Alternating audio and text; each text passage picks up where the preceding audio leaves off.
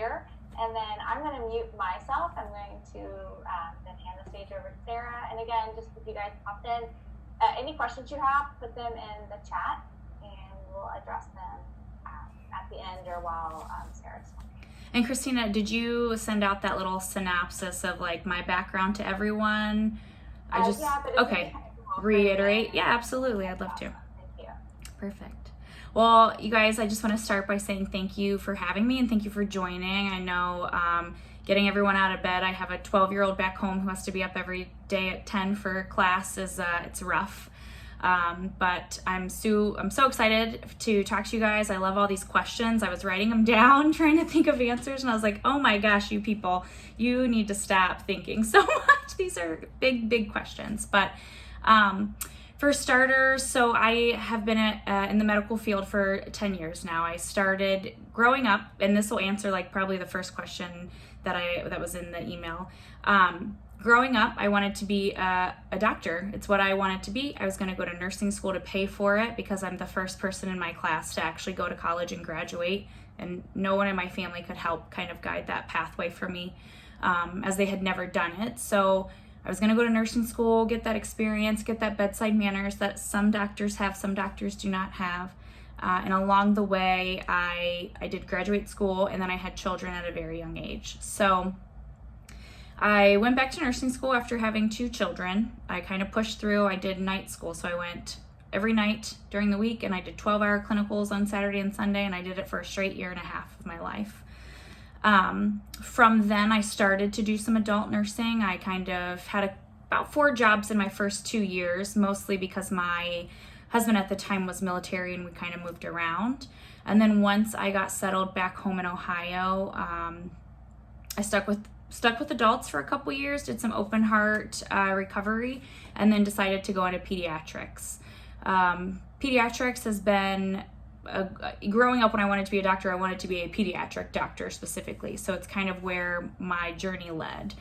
I spent 5+ years as a nurse in the cardiothoracic ICU at Nationwide Children's, where we did so many things that I could never even describe to you, in the sense of, babies who are born with congenital hearts and kind of like the surgeries that we would do to keep them alive.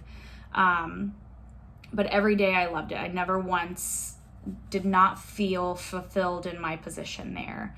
Working there, I worked with some wonderful nurse practitioners. I had never thought of being a nurse practitioner, never really understood the role. But working side by side with them made me want to go back to school and kind of chase that dream of being a doctor again. I'm able to, as a nurse practitioner, I'm able to diagnose and prescribe and treat just as a doctor would. The benefit is I didn't have to go through residency, and I don't have all the liability. I have an umbrella that I fall under that protects me, which is really nice. And of course, the fact that being a nurse definitely gives you a better handle if you're working inpatient with nurses. They have so much more respect for you as a provider. So that's definitely shown here in New York as well with the nurses. So with that, I've been a nurse practitioner for 2 years in a PICU, pediatric ICU. And I work very closely. They have a resident program, so I work very closely with residents. I've been not as fulfilled as a nurse practitioner as I was as a bedside nurse, and I think that's a personal thing, not anything professional. It's just I really liked being at the bedside with the families, making that bond, making that connection. And as a nurse practitioner, you're not the one at the bedside anymore. The nurse is the one. So I definitely miss that ability to kind of connect with families the way that I used to. So with that being said, everything happens for a reason. I think had I been completely fulfilled in my position back home, I might not have taken this calling here to New York. I had been debating it for weeks. I talked to my mom, I talked to my kids, and there was just something about it that just made me feel like sitting at home wasn't enough. So I finally accepted a call on a Monday, and by Wednesday I had to fly out to start on Thursday. So it was a very quick, get your bags packed, get your life together, say your goodbyes, and hop on an airplane. And that's where I am now, and I have been here for about 4 weeks. So I'll kind of go through the questions because I think a lot of those will talk about my experience here in New York. So I don't want to skip any questions, and then that way it kind of stays organized in a sense. But so the questions that you guys had sent, again, amazing questions. We talked about what I wanted to be in high school, how I got my current position. So I'm going to talk about two different ones. So the one that I have back home in Dayton, I actually live in Columbus, Ohio, or Grove City, which is a little southwest suburb of Columbus. I worked at Nationwide with a nurse practitioner who drove from Dayton. And then when I was in NP school, she had made the transition back to Dayton. So I then started following her for clinical hours. I was very picky when I graduated about what job I took. And so I actually graduated with my nurse practitioner in May, and I didn't start working until December. I really wanted an ICU setting because that's what I went to school for. That's what I wanted. That's where my passion was. And so she was she was the first nurse practitioner at Dayton Children's in the PICU. And so she contacted me the minute they decided to hire another one. So I immediately applied and pretty much had the easiest interview I could ever have with the doctors there. But and then in New York, I actually have a friend who he travels, and he sent me a link to a company. I'm sure you guys have all heard it, Crucial. They're in the news now. I think a couple nurses are suing them. That's a whole nother story for a whole nother day. But I continued to follow them on Facebook, and when they asked for nurse practitioners, I spent about 5 hours calling and hanging up until I got through. And when I finally got through, they gave me 2 days to get to New York to start working. So it was kind of a weird moment because I do have 2 young children at home. I did have to make sure everyone who would be looking out for them was okay with the fact that I was leaving in 2 days and not knowing when I would come home, right? So that's how I got where I'm at now in my current position back home. What do you love about working in healthcare? I think it's just the personalities of the nurses that I work with. So every one of us have a different story, as you guys would be the same. When you guys go into the medical field, you're all going to have your own background, your own story. We all have our own reasons why we do what we do, or some of us that stay at the bedside and nurse, and some of us that go on to other things. So I think it's just the different people that you get to meet along the way. What are hard things about working in the healthcare field? The same way as like getting to know all the different personalities, I have taken care of so many families that I've gotten to know, and working in the CTICU at Nationwide Children's, where we took care of the babies with congenital heart diseases, I think that was probably the hardest 5-6 years. It's like the 5-6 years that I loved what I was doing the most, and it's probably the 5-6 years that was the hardest, because babies born with congenital heart defects don't always have the best outcomes, and we would literally spend every night trying to give them the best quality of life, try to keep them alive, try to do everything we could. And the hard part about it was the connection you made with the families. So I worked night shift, and I would spend all night at the bedside getting to know the parents and the families and hearing their stories. And I think that's the hard part, is just watching all the loss that happens in healthcare. And then what do you wish someone would have told you about working as a nurse? Oh, that's a hard one. I'm going to come back to that. Let me think about that one. All right. If possible, describe an experience where you had to work or fight through extreme fear. So this one reminds me, I make a YouTube channel for all my family back home so they can follow my journey. And my very first night here in New York, one was so scared because we've all watched the news. We've all seen all the social media posts, everybody who says that it's fake or that it's not, or it's a political thing, or do they really have enough PPE or not. So for me, it was scary in the sense that I just didn't know what I was walking into. I showed up, that's probably not how you should say it. I got to work, I got to the hospital. It was a Sunday night. I typically work day shift now at home, but decided that night shift would probably be an easier transition, being in I'm pediatric, and this is all adults. And so I was going into an adult ICU as a nurse practitioner who The last 8 of my 10 years has been pediatrics. And I just thought, let's do night shift, because people on night shift are usually a little bit more easygoing. The problem is I started on a Sunday night, and PPE is locked up tight. So I spent the first hour and a half standing in a hallway, because I was going into a makeshift PACU. So the PACU was a makeshift ICU. I apologize. PACU, makeshift ICU. And the resident I was assigned to work side by side with refused to let anyone in there if they didn't have an N95. So I spent an hour and a half standing in the hallway outside of this makeshift ICU, waiting for someone to bring me an N95. It was hard because they don't know who I am. My first night on the unit, it's Sunday night. No one wants to give up an N95. Not one person wants to give it up. But after an hour and a half, I put on my N95 and did not take it off for the rest of my 12-hour shift. It was a really rough night. I didn't eat, drink, I didn't pee, I didn't step outside of that unit once. And so that was probably the one, the best way to describe the one time I felt the most fearful at being in the nursing field. Other times I've never felt that way. I've never been afraid of getting any disease, of doing anything wrong. More so in that moment, I was afraid that if I touched my mask and took it off, that I would touch my face. I was afraid I was afraid of the unit in general, since they made me stand in a hallway for an hour and a half waiting for an N95.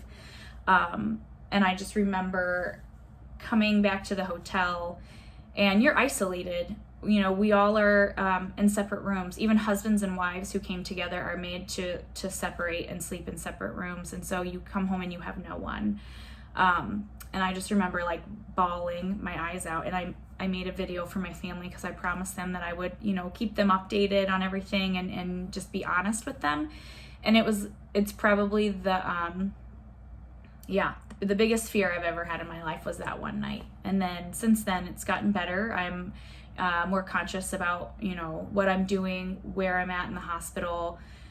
And, I have hope. I have hope because I see all these other residents who have been doing it for 6-7 weeks. They were doing it way before me, and they're still standing. So I think that helps. But yeah, prior to New York, I've never had to work in a situation where I had that type of fear. So how do you balance meeting your own personal and emotional needs while meeting those of your patients? So that's hard. It's a really hard question, I guess. So with my experience here in New York, I'm in the ICU, and a lot of my patients they come up to me and they're already intubated and they're already sedated. And so I guess it makes it a little easier knowing that they are comfortable and kind of taken care of in that sense. And so I don't feel like I have to take anything away from them to worry about myself. I've been very good, and this is how I've been in all of my practice. I've been very good at kind of separating home from work. And I think that's really important. You have to really be able to leave work at work. And I know all of us adults say it and all the kids don't understand it. But as you get older, that's the one thing that will help you in the nursing field. You can't, if you lose a patient, you can't take that home with you. You can't bear that burden. You have to be able to go home and, still smile for your kids. So I think that's the biggest thing for me is I'm just 10 years in, I'm just really good at balancing that. I'm really good at being at work and just taking the emotional aspect out.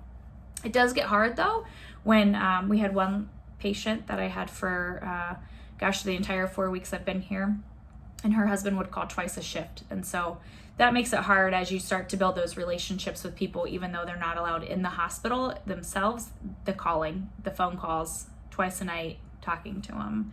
And you just kind of have to give them very basic information, give them the numbers, and try to not put too much emotion into it. That's hard. It's hard to balance it, but you just have to walk away from it. How do you stay connected to those back home? So first and foremost, every night, 5 o'clock, my alarm goes off.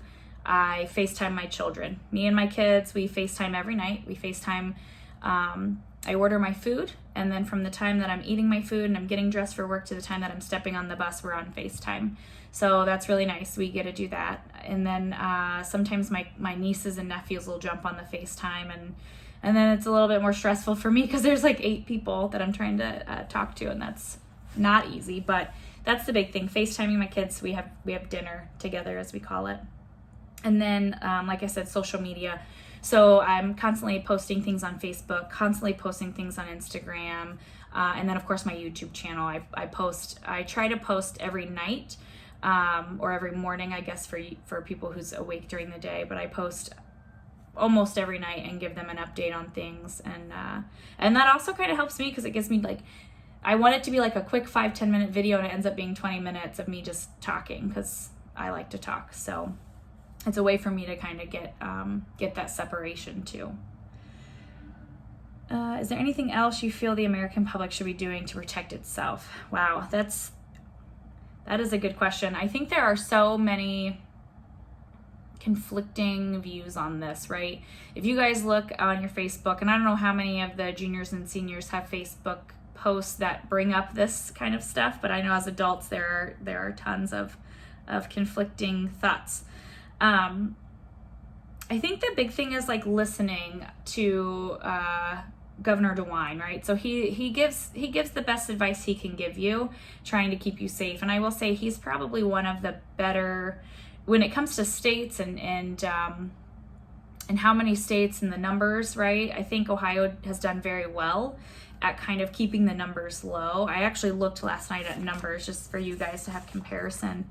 And these were numbers as of last night, so they're probably completely different today. But Ohio had over 17,000 positive cases. New York has 300,000 positive cases.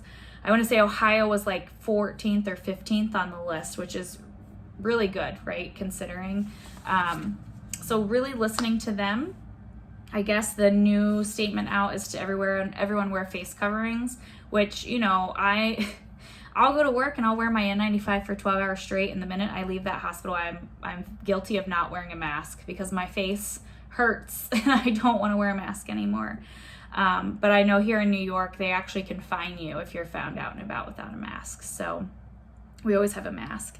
And just, you know, as much as some of these things might sound ridiculous, you know, staying away from people, staying in your homes, not being within 6 feet, wearing a mask, some of it, you know, and even prior to coming to New York, I was like, oh my gosh, I think this is ridiculous and too much. You know, it's if it's all we can do until we have more information, I think that's the best thing you can do, because no one knows, despite all the YouTube videos, all the people posting, that you don't have to do it. Like nobody knows. We don't have this information yet. And then honestly, I'll tell you what, I've been watching the New York Governor Cuomo on YouTube as well, in his press conference, and he and DeWine are almost like, you know, the same thought process: cover your face, protect yourself. But I just constantly watch the daily press conferences and listen to the recommendations. That's really what you can do as a society to kind of slow the spread. We'll never stop the spread. I mean, it's like any other virus. It's like the flu. It comes back every year. And, you know, the whole immunization thing, you don't... I vaccinate my children. I am not an anti-vaxxer, but I also don't think I want to give my children a vaccination that took 6 months to come up with because everyone demanded it so fast. I just don't think it's enough. I think we need more time and more research before we put something like that out. So I think that's the big thing. So just listen to the people. Do you feel the news media is portraying what's going on correctly? I'm guessing this is, for example, lack of PPE, symptoms, what's going on in the hospital. So yeah, I think it's funny, when one of my first days here in New York, I ran into a lady who was doing a video for Australia ABC, and on it, I'm literally on there saying, we don't know if what the media is saying is real or not. So it's true. I mean, like, the things they're saying, the lack of PPE it's a thing. I mean, I have been given, this is probably, in 4 weeks, this is probably one of the 3 N95s that has been willingly given to me. And other than that, like we have gowns. Gowns aren't that big of an issue at my facility. We have gloves. The one thing, it's those N95s. It's the N95s. It's the masks that they want you to cover over your N95 so you can continue to wear it. It's the face shields that you see in pictures. Those things are getting better. When I first got here, I wore my first N95 for 7 days. And then when I asked for a new one, I got some dirty looks. But then, like, I think as things started to get better and people realized the unit I was in, they were more giving. And it's really just kind of finding the right people. And then I got to a point, like I said, so I got the second one, and then I went to go for my third one. And 14 days in on the unit, 14 or 15 days in, they finally decided it was time to fit test me. That was the only way they would give me a mask. So the lack of PPE is for real. And my friend, he was working with me at the same hospital until about 4 nights ago, and he got reassigned. And he went to a place that does not have gowns, that does not have gloves. And he's in an ICU. And so I've been bringing some stuff home for him to take there. But yeah, the lack of PPE is for real. The symptoms are for real. And I mean, honestly, any symptom I feel like could fall under the COVID title, which is kind of scary. But what's going on in the hospitals, I haven't actually watched recently to know what they're saying about what's going on in the hospitals, but I want to say before I came, it seemed pretty accurate. I mean, lots of people were dying, running out of space to put the bodies, refrigerated trucks on the side of the road. Probably one day I was walking with a couple of my friends, and we passed a random truck that was wrapped up appropriately with a tent leading into the hospital that we walked by, and it's surreal. I mean, that's happening. And the mass graves that's happening out here in New York, that's also a true thing as well. So I think the news is doing the best they can to give you the information. Have I ever been asked to do something without the proper PPE though? No. And I would refuse. I mean, I was saying earlier before 1 o'clock, so I don't know how many of you heard it, but ACLS guidelines for cardiac arrest, step 1 now says don PPE. So before you think about compressions, before you alert 911, step 1 is put on your gear. And so all of the crash carts in the hospital I'm at have 2 bags of PPE. So they have gowns and gloves and an N95. So if you ever need an N95, they're hiding in the crash carts here. But yeah, so I think they're doing pretty good. They're doing pretty good. Some of those videos I know before I came were kind of scary, but I feel like it's fairly accurate. How are potential COVID patients triaged as they enter the hospital, and what safety measures are taken? This is a little harder for me to answer being in the ICU, because everyone that comes up to me, they're already deemed COVID or COVID rule out, and they're already intubated. But I will say my friends who have worked in the ER here, pretty much every symptom that you have and you walk in, because they have encouraged so many people to not come during this time, everyone is considered a rule out the minute they walk in. So the people in the ER, as those of us in the ICUs, we're always geared up. We always have our N95. We always have gowns on. We always have gloves on. We always have shields on. And so, yeah, I think that's the big thing is they're all considered COVID rule outs, which is, it's also kind of sad for those people who are not there for COVID. Because then the treatment gets a little skewed, I think. Would like a description, firsthand account of a typical patient disease progress and medical interventions used to treat. So I'm going to break it down into systems. Before I came, I tried to watch YouTube videos and figure the pathophysiology as much as I could. Because I didn't know what I was coming into, and as we all know, pediatrics are not getting it the way that adults are, so I was way out of the loop. And I watched a video on YouTube which really broke it down system by system, and I loved it.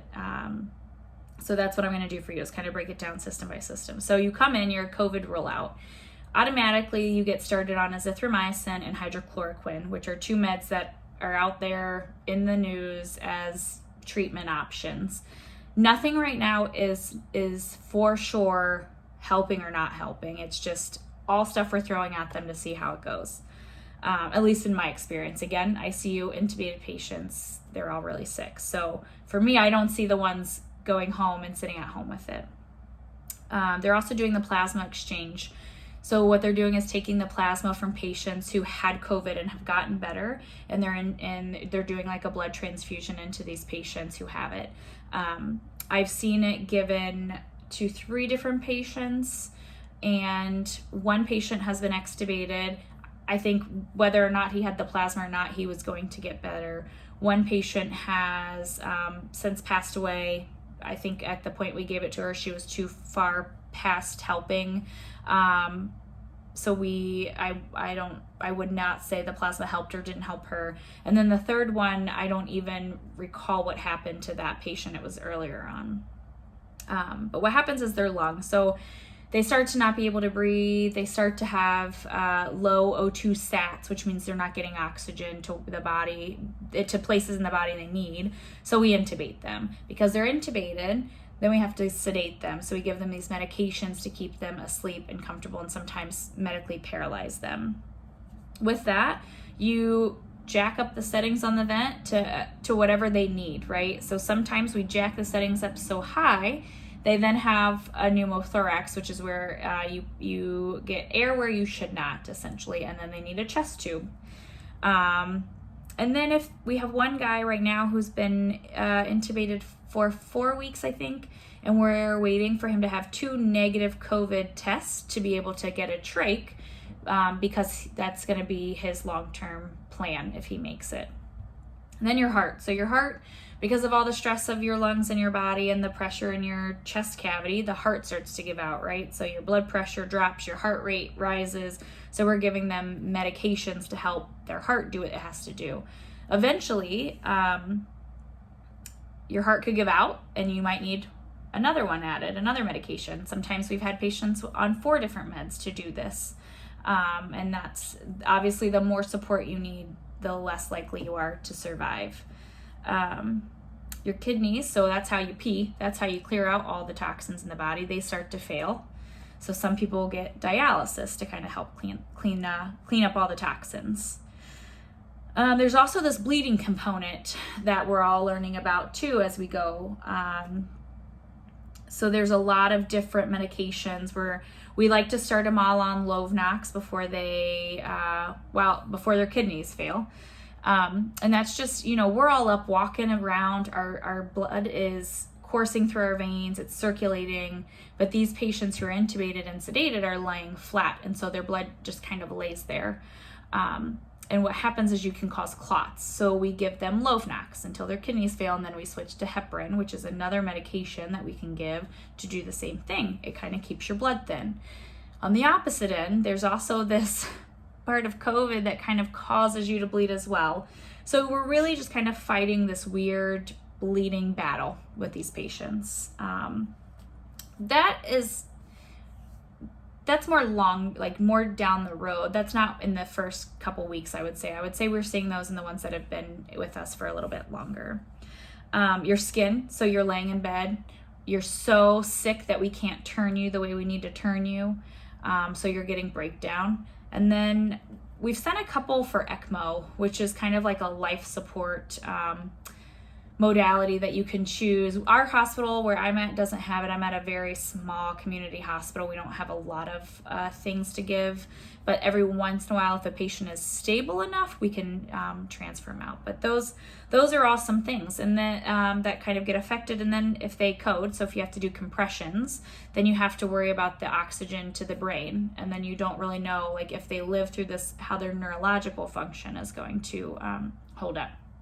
So again, I just want to preface this because not everyone is dying of COVID. Not everyone who has COVID is on a ventilator. This is my experience in the ICU. So, and I have had one patient who spent 3 weeks in the ICU, get extubated, and is now in a rehab doing well.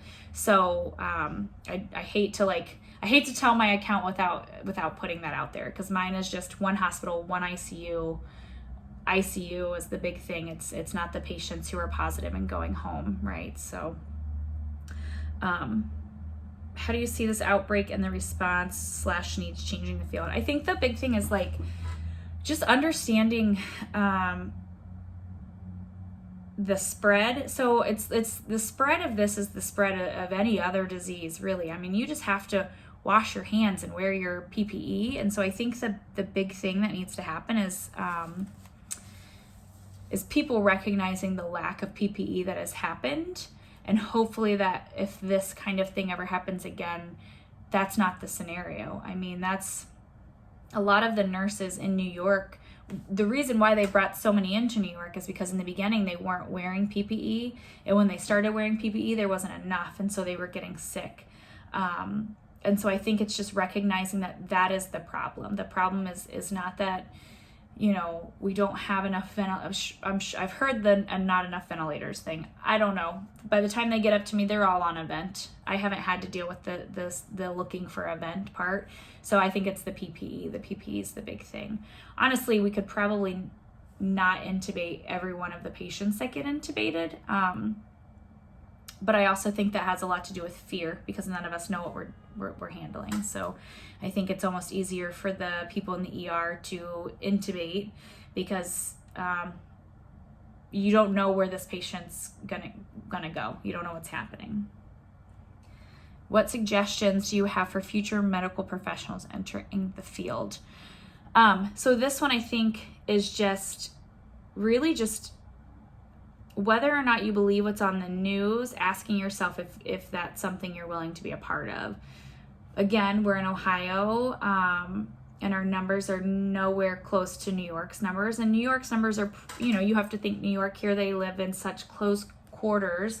They ride the subway and they're constantly like shoved in like sardines. They have a different lifestyle than we do, right? We are not getting on subways. We're not living in these small apartments and we're not all shoved in small spaces. So I think we in Ohio are a little bit shielded from this, but I think it's just knowing like if something like this happens and it could affect your area, you have to be willing to do that. And if you are scared or not willing, I guess that would just be the thing that you would have to question. I don't know. For me, like, again, it was not a question. I knew the minute that this happened, I wanted to come help.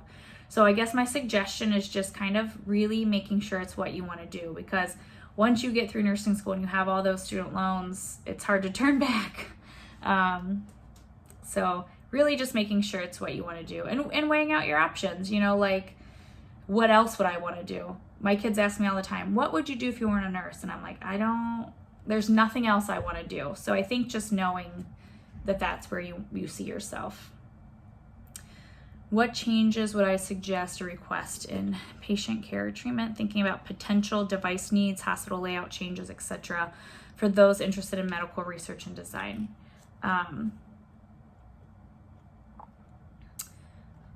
That's a big question. Let's see. Changes, I don't know if I would suggest changes per se. I think if you have the right PPE and we have the ventilators or whatnot, I think it's everyone's doing the best they can out here. And in general, I mean, the big device needs and hospital layouts and changes, honestly, that's hard for me to answer because I'm at a small, old community hospital. I mean, it is known in the Brooklyn area by its nickname, which I will not say because it's kind of a bad word. But for us, at least in my unit, as we know, I said it was a PACU turned ICU. It had absolutely nothing that we needed. It did have the oxygen connection for a vent, which was amazing. And eventually, about a week before we closed, they gave us the connection for dialysis, which had to be kind of, they had to put holes and pipes in the walls to do that. But you really just don't know what you need until you need it. And so I don't know if I would change it, because back home at the hospitals I'm at back home, I feel like the layouts are good. They have negative pressure rooms. Here at the hospital I'm at, I've yet to see a negative pressure room. I've yet to see a HEPA filter. So I guess maybe just having that kind of stuff around, making sure you have vents, making sure you have PPEs, making sure you have HEPA filters. But I mean, it's really hard to know what you need until you need it. So this hospital just needs rebuilt as one of these nice hospitals we have back home in Ohio that are, all of our hospitals are putting up new towers. So they have really good stuff happening there. But did you have to apply for a New York license to practice, or was there a special process? So because it was a state of emergency, I had to do absolutely nothing. My nursing license, so your nursing license means nothing in the sense that you can do adults, you can do pediatrics, you can do whatever you want. As a nurse practitioner, I'm specific to pediatric acute care. So in theory, back home, I could not get a job working with adults in an ICU. I would have a hard time finding a primary care pediatric job as well. Here, on the other hand, state of emergency, I told them I'm pediatrics. They said they didn't care. So it took about 2 days from getting here for them to do what they call a credentialing process back home in a normal time, as I like to call it BC, before COVID. It's about a 2 to 3 month period where it takes them to take all your licensing and all your information, and you sit in front of a medical board, not personally, but your paperwork sits in front of a medical board, and then they deem that, yes, you can work for this hospital.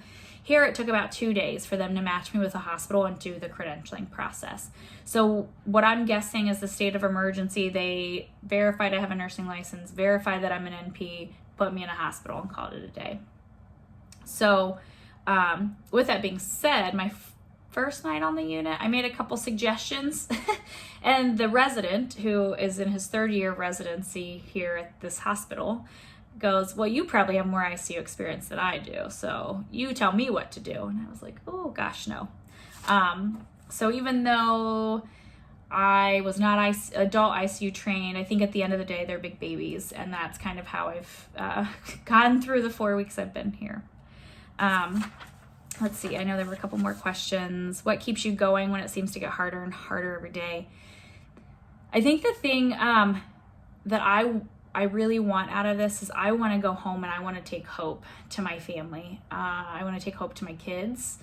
I have a brother he's older, and he freaks out every day. He works for UPS, so he's constantly handling packages. He's an older, so he's like 45, 46 years old. So he's freaking out because all the numbers in the beginning were those 30s to 50s, or I'm sorry, 50s, I should say, not 30s, even though now they are, but 50-year-old men. And so I want to bring hope. I want to bring hope to him, to my mom. I want my children to go back to having the childhood that that I wanted them to have. So that's really what pushes me. As much as I want to leave, I also want to stay because I want to see it get better. I want to be able to go home and say, we know what we're doing. We can take care of it. We'll be fine. And so that's what it is for me, is that hope. Tips to become a pediatric NP. So first of all, I think the big thing is a lot of nurses get out of nursing school and jump right into graduate school, right into the program. I think you really need a good couple years of bedside experience. So for me, being a pediatric ICU NP, I highly suggest if that's what you want to do is ICU, then you need to go be a nurse in the ICU. You need to understand that bedside thought process. One, because it's going to make you better as a provider. You're going to have that experience, you're going to have that knowledge, but also I find residents wanting to ask nurses to do ridiculous things all the time. And so I have to stop them and be like, no, a nurse is not going to check this patient's blood sugar every 15 minutes when they have this patient over here that's intubated, And so I think that's the important thing is get that experience before you go back. Your peers will respect you more if you do that. Because I know as a bedside nurse, prior to going back to school, we would get nurse practitioners with no bedside experience, and you don't look at them the same way. And it's wrong of me to say that, but it's true. It's true. And then how are you doing, especially with everything that's going on? Exhausted. So yeah, I'm just exhausted. I am literally very robotic here. I work nights, so I wake up, I order my food, I FaceTime my kids, I go to work, I come home, I shower, I go to sleep, and I do it over and over and over again. I've been here since April 1st. Since April 1st, I've had 3 nights off, 4 nights off. And I literally just work all night, sleep all day. And so I don't think I've had time to process everything. I think when I get home, I have to do a 2-week self-quarantine, and maybe in that time when I'm just laying around a hotel room by myself, not having to worry about getting up and going to work, or the fear of going to work and being so tired that I forget a step and I touch my face, or I'm not wearing my mask right. I think that's when it'll probably all hit me, but until then I'm exhausted. So those were the questions that were emailed. I'll look through this chat real quick. Let's see, Philip, I've recently read about 2 different medical professionals, ER doc and an EMT, who committed suicide. Oh gosh, I saw this too. Desperation they felt losing so many patients. Do you feel like that is an isolated set of stories? No, I don't. I think I've tried to keep this like as far away from death, like, you know, when I was talking about all the codes and stuff, I'm like, oh gosh, I don't know how far to take it for you guys, but it's not isolated. My first week, if I'm going to be candid with you, my first week we lost an average of 1 patient a night. Sometimes it would be 2, sometimes it would be none, and that's because we coded them all night and kept them alive until the day shift got there. I know in the last week we've had about 2 incidences where the nurses walked away not feeling right with the situation.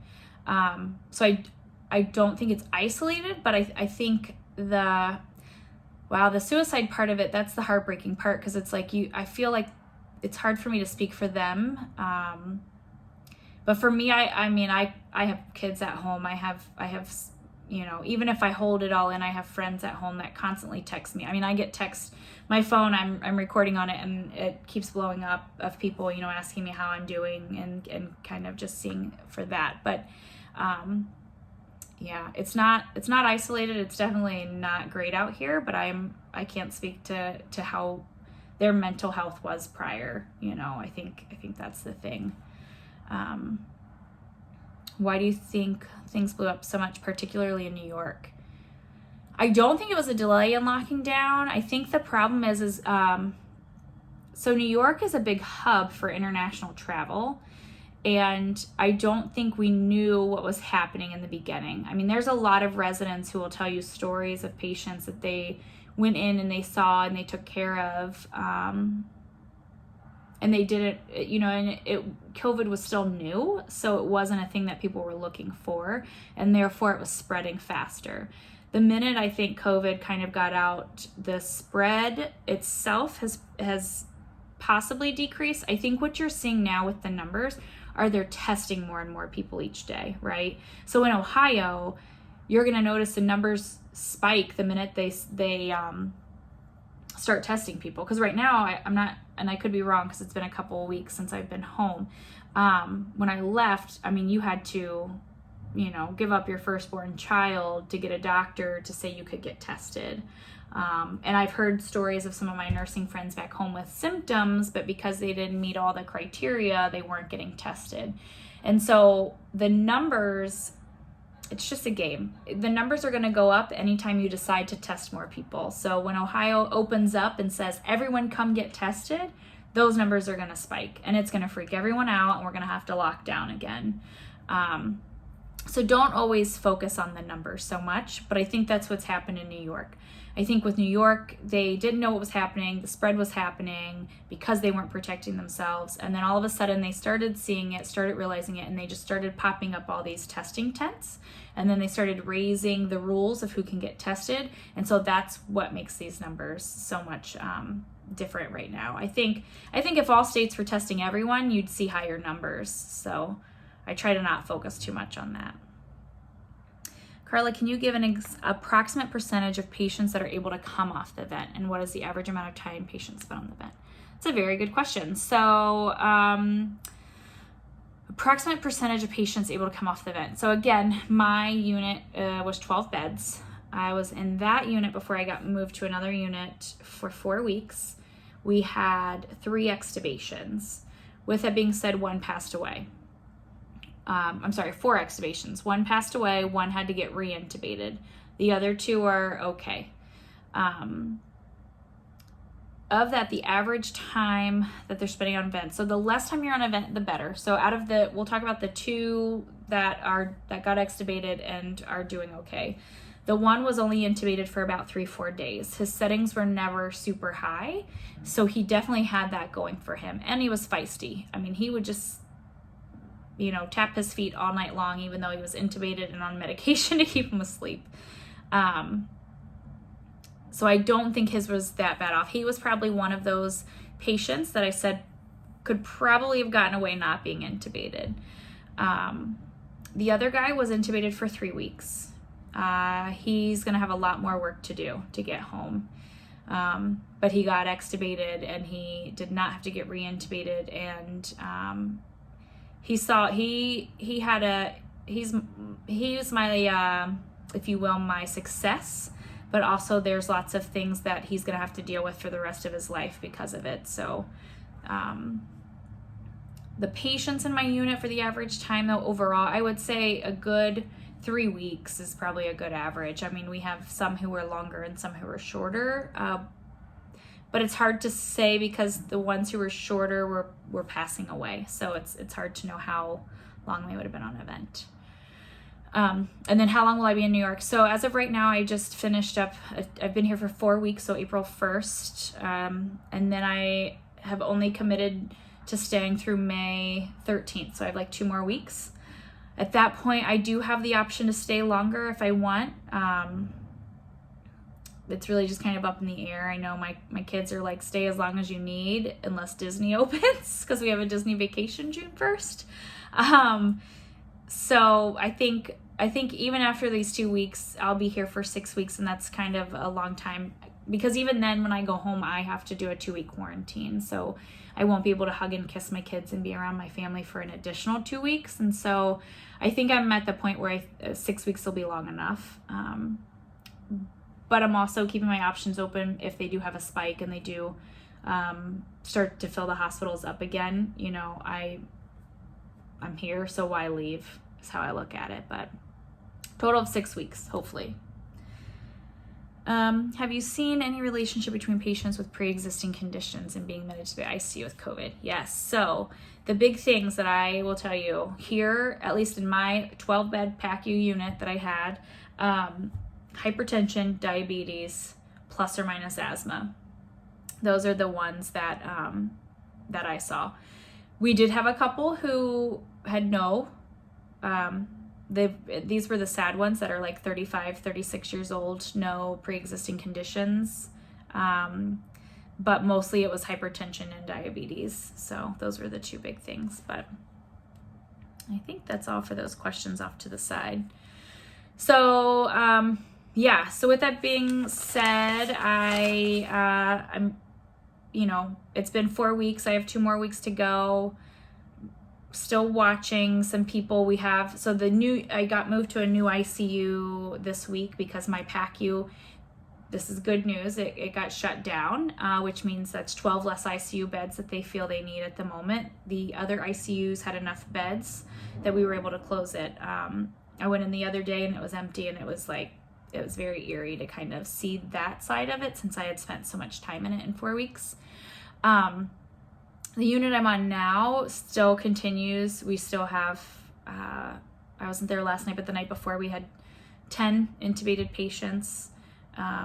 8 of them were COVID. 1 of them was not an actual COVID patient, but sadly, the reality is you're in the hospital, even if you're not there for COVID, by the time you leave, you'll probably get COVID. And that just has to do with, we don't have the right ventilation systems in these hospitals for everyone. And, we can do the best we can with hand washing and PPE and everything, but all it takes is 1 misstep, right? So, and then the other one was a rule out, so we're still waiting on the testing.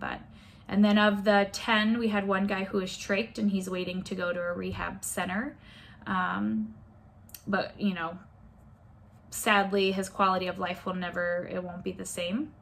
Yeah, so that's like my experience. I hope I answered all the questions. I don't know if there's any more questions. Have you seen cancer patients? That's a good question. No, I haven't. I've seen cancer patients who are in remission, if you will. So people who had previous cancers 5-10 years down back, who had surgery to have it removed, or have been deemed in remission but haven't had any active ones. So thank you, Kara. Thank you all for joining. Thank you so much. And everybody who's here, if you guys think of a question later on, you can always email me, and then I will get those questions to Sarah. But thank you so much for sharing your story with our students. Absolutely. We really appreciate it. Yep. And you guys, seriously, if you guys have any more questions, I'd be glad to jump on at the end of it and kind of update you guys in a couple weeks of, when I get out of here. Thank you. Yeah, thank you. Thank you guys for coming.